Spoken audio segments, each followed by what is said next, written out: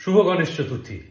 আচ্ছা বলতো, গণেশের জন্ম কেন এবং কিভাবে হয়েছিল? মাতা পার্বতীর রূপচর্চার হলুদ ও চন্দনের গুঁড়ো থেকে। তিনি তার শরীরের ওপর লাগানো চন্দন এবং হলুদের প্রলেপ থেকে এক মানুষের মূর্তি তৈরি করে তার মধ্যে প্রাণ সঞ্চার করেন। তুই বলতো, গণেশের হাতির মাথা কেন? মহাদেবকে পার্বতীর কাছে যেতে বাধা দিয়েছিল বলে রেগে গিয়ে শিব তার মাথা কেটে দিয়েছিলেন। আচ্ছা, সেই মাথা কোথায় গিয়ে পড়েছিল বল দেখি? পাতাল ভুবনেশ্বরে। শোনা যায় দাপর যুগে পাণ্ডবরা এর দর্শন করেছিলেন স্বর্গারোহণের আগে, আর কলিযুগে আদি শঙ্করাচার্য এটিকে আবিষ্কার করেছিলেন। স্বয়ং শিব নাকি এখানে গণেশের মস্তককে রক্ষা করেন। এবার তুই বলতো, গণেশের যে হাতির মাথা সেটা আসলে কার ছিল? গজাসুর। তারা ওই গজাসুরের মস্তক কেটে নিয়ে আসে এবং ব্রহ্মা সেই মাথা গণেশের শরীরের সঙ্গে জুড়ে দেন। আচ্ছা বলতো, গণেশ চতুর্থীর দিন চাঁদ দেখতে নেই কেন? চাঁদ গণেশের আকৃতি দেখে হেসেছিল, তাই রেগে গিয়ে গণেশ তাকে শাপ দেন যে তোমার আলো মানে তোমার জ্যোৎস্না চলে যাবে। জ্যোৎস্নাহীন হয়ে পড়ায় চাঁদ তখন করজোড়ে গণেশের কাছে ক্ষমা চেয়েছিলেন। গণেশ তারপর তার জ্যোৎস্না তাকে ফিরিয়ে দেন ঠিকই, তবে বলেছিলেন গণেশ চতুর্থীর দিন যে চাঁদের দিকে তাকাবে তার জীবনে দুর্ভাগ্য নেমে আসবে। এবার বল দেখি, গণেশের কটি রূপ? মুদ্গর পুরাণ অনুযায়ী 32টা। আচ্ছা বলতো, গণেশের পুজোয় তুলসী দেওয়া হয় না কেন? তপস্যারত গণেশকে দেখে তুলসী দেবী মুগ্ধ হয়ে যান এবং তিনি গণেশকে বিবাহের প্রস্তাব দিয়েছিলেন। কিন্তু গণেশ বিরক্ত হয়ে সেই বিবাহের প্রস্তাব ফিরিয়ে দেন এবং তাকে অভিশাপ দিয়েছিলেন যে তোমার সঙ্গে একজন অসুরের বিয়ে হবে এবং তুমি গাছ হয়ে যাবে। এই কারণে গণেশ পুজোয় তুলসীর ব্যবহার নিষিদ্ধ। তুলসী দেবী অভিশাপ দেওয়ার কিছুদিনের মধ্যেই গণেশের মনে বিয়ে করার প্রচন্ড ইচ্ছে জাগে, কিন্তু তার চেহারা দেখে কেউই তাকে বিয়ে করতে রাজি হচ্ছিল না।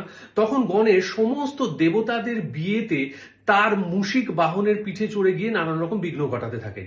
বিরক্ত হয়ে দেবতারা তখন মহাদেবের কাছে কমপ্লেন করেন। মহাদেব তাদের ব্রহ্মার কাছে পাঠান। ব্রহ্মা তখন তার দুই মানস কন্যাকে সৃষ্টি করেন, যাদের নাম ঋদ্ধি এবং সিদ্ধি, এবং তিনি গণেশকে বলেন ঋদ্ধি এবং সিদ্ধিকে শিক্ষা দিতে। এই শিক্ষা দেওয়ার কাজে গণেশ এতটাই ব্যস্ত হয়ে পড়েন যে দেবতাদের বিবাহে বিঘ্ন ঘটানোর কথা তার মনেই থাকে না। এর পরবর্তীকালে যখন গণেশ সমস্ত কথা জানতে পারেন, তখন তিনি ঋদ্ধি এবং সিদ্ধিকে শাপ দিতে গিয়েছিলেন। ব্রহ্মা তখন তাকে নিরস্ত করেন এবং ঋদ্ধি এবং সিদ্ধির সঙ্গে গণেশের বিয়ে হয়। এদের দুই পুত্রও আছে, এক পুত্রের নাম শুভ, অন্য পুত্রের নাম লাভ। আমাদের এখানে দুর্গাপুজোর সময় কলাবউ পুজো করার রীতি আছে, যাকে বলা হয় নবপত্রিকা। এই কলাবউকে সবসময় গণেশের ডান দিকে মানে দক্ষিণ দিকে বসানো হয়। তুই জানিস, জাপানেও গণেশ পুজোর প্রচলন আছে। বিনায়ক তেন, সোতেন, গণপতি, খাঙ্গিতেন। বৌদ্ধ ধর্মে প্রায় 1000 বছর ধরে গণেশের পুজো করা হয়। আচ্ছা, গণেশের 5টি উগ্র রূপ আছে, সেগুলো হলো বিঘ্নরাজ, একদন্ত, ধূম্রবর্ণ, অঘোর ইত্যাদি। অঘোর গণপতি মানে তো উচ্ছিষ্ট গণপতি। জপমালা, ডালিম, নীলপদ্ম, কুঠার, ধানের শীষ। তার ষষ্ঠ হাতটি তার কোলে বসা এক দিগম্বরী দেবীর কাঁধে রয়েছে এবং তার সুরটি এই দেবীর উরুতে রয়েছে। বলা হয়ে থাকে ইনি একই সাথে সৃষ্টি এবং প্রলয়ের দেবতা, শুভ এবং অশুভ দুয়েরই অধীশ্বরিণী। সিংহের পিঠে চড়া হেরম্ব গণপতি। ব্ল্যাক ম্যাজিক রিমুভালের জন্য এর পুজো করা হয়। তুই কি জানিস, উচ্ছিষ্ট গণপতিকে কখনো গৃহস্থের পুজো করা উচিত নয়, আর উচ্ছিষ্ট গণপতিকে জলে বিসর্জন দেওয়া যায় না বা মন্দিরেও রেখে আসা যায় না। একে শ্মশানে রেখে আসতে হয়, তবে ইনি শান্তি পান।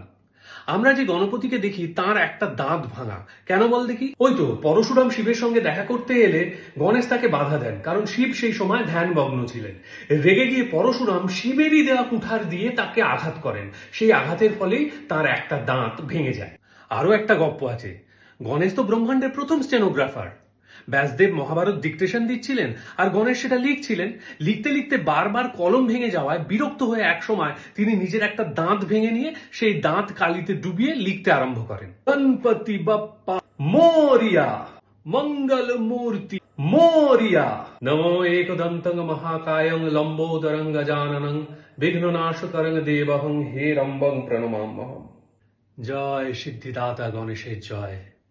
वक्रतुंड महाकाय सूर्यकोटि समप्रभ निर्विघ्नं कुरु मे देव सर्व कार्येषु सर्वदा। शुभ गणेश चतुर्थी।